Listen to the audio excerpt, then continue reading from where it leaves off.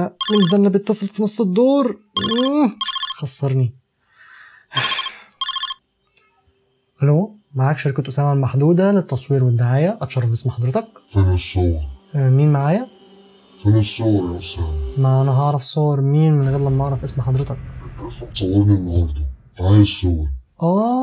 ازيك يا أستاذ ستن؟ طب ما أنا قلت لحضرتك إن أنا بسلم الصور في خلال أسبوع من ميعاد التصوير، يعني ممكن بكرة، بعده، الأسبوع الجاي، نفس اليوم اللي صورتك النهاردة.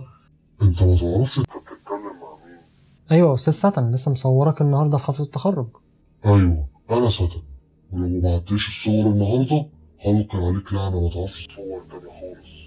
وين الراجل الغريب ده بيقول؟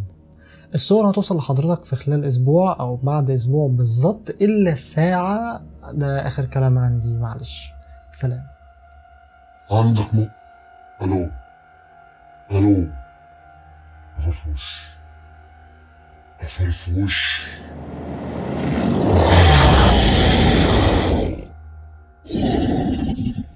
أنا حاسس إن أنا كنت بتفرج على أنمي كان فيه شيطان اسمه ساتن، مش عارف، أكيد تشابه أسماء. ها؟ النور اللي قطع دلوقتي ده غريبة، ما بيقطعش أبدا في الوقت ده.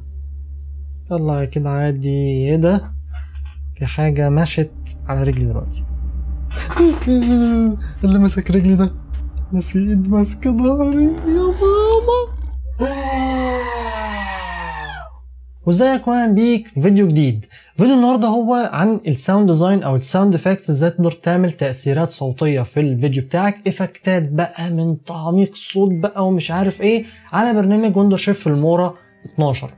ليه اصلا بعمل الفيديو ده؟ لان الفيديو اللي قبل اللي فات في فيديو ديهانسر انتوا قلتوا لي الساوند ديزاين كان جامد، وحسيت ان انت بتتفرج على الفيديو انك انت جوه الفيديو حاسس بيه.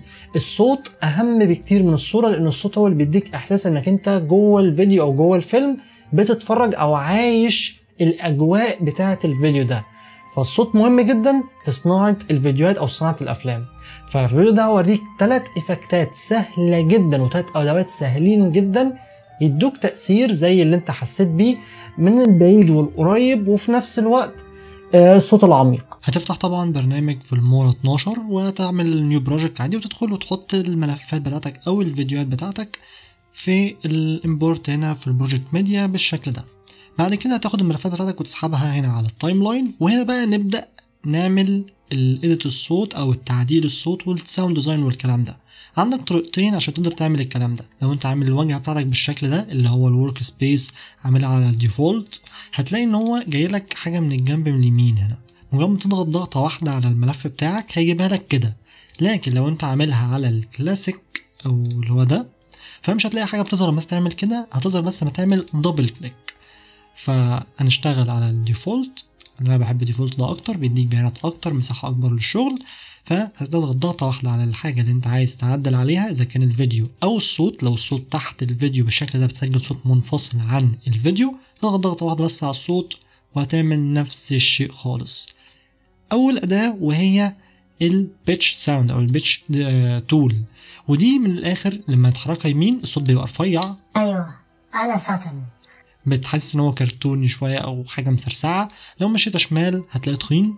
ولو انت ما بعتليش الصور النهارده، ده بتحس ان هو ديمونيك كده وشيطاني اكتر بكتير، فجامد جدا. نقعد نلعب بيها شويه كده ولغايه لما نلاقي الصوت المظبوط. ده على 9، هو على 9 كويس جدا زي الفل، حاجه ديمونيك جامد جدا. تاني افكت وهو افكت الفون. لو انا مثلا هنا وقاعد بسمع، هسمعه وهو بيتكلم وانا قاعد ما بعملش حاجه. ازاي يعني؟ مثلا نحط ده مثلا فوق هنا وهنلغي الصوت على اساس ان انا بس هسمعك هنا كده انا بتكلم وانا بسمعه هنا وانا بحاول ارد عليه. وفي مثلا صوت هنجيب بس بتاع في الاول عشان ده الوقت اللي انا بتكلم فيه كتير، ونفس الصوت نفس كل حاجه ومعمول له البيتش على سالب 9. هنعمل عند الايكولايزر، ودي اداه برضو تانية نستخدم فيها الايكولايزر، ولكن نستخدم الحاجات الاعدادات المسبقه. هنعمل اللو باس. اللو باس بيخلي الصوت تحس ان هو بعيد. ايوه انا صوتي يعني بص كده بعيد، واحنا عملنا ريست بعتليش الصور النهارده الصوت واضح، فاهم؟ فهنعمل اللو باس ونشغله. بعد كده هنعمل افكت التالت وهو في خانه الافكتس، وعلى خانه الصوت عايزين الاوديو افكتس. فعندنا هنا في الفويس فلتر عندنا الاي اي روبوت ده بشكل روبوتك. اولد راديو اللي هو لو انت عايز تشغل موسيقى في راديو وكلام من ده، ودي ساعات بستخدمها. ده هاكر بقى والدنيا دي. ده مينيونز ده وانت تحت المية.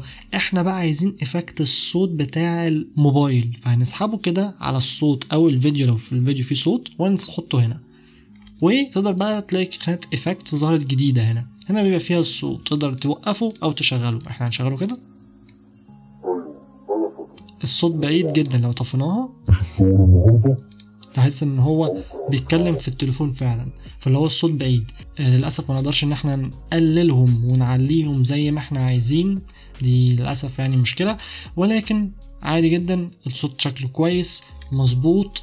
ممكن ان احنا نعدل شويه في حاجات ال EQ، يعني بلاش ان احنا نخليه لو باس. تعمل عند كلمه settings وتقعد تلعب بيه شويه، يعني دوت متقللين، ممكن نقلل ده كده شويه ده شويه ونعلي الثلاثه دول المكان اللي فيه الصوت، نعمل ابلاي.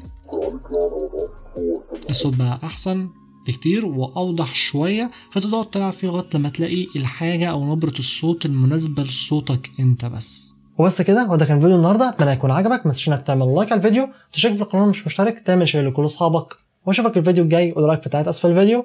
سلام. حلو الشكل ده.